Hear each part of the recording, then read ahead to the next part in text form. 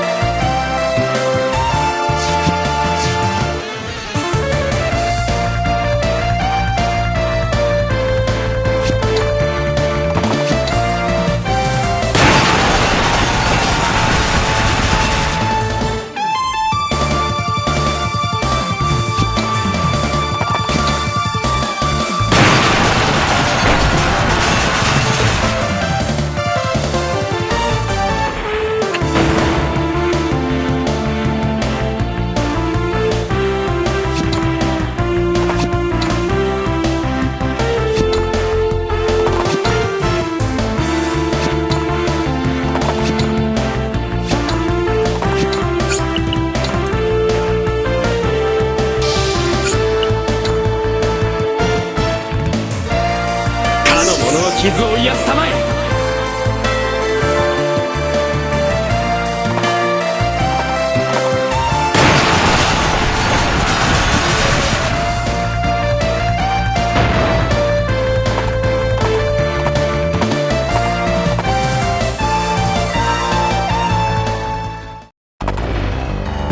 お前はここで死んでやるんだ。てめえ、やばいよエルヴィン、このままじゃリアナがさらわれちゃうよ。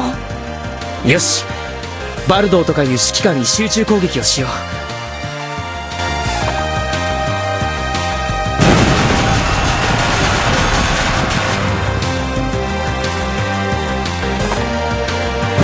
終わりだ。い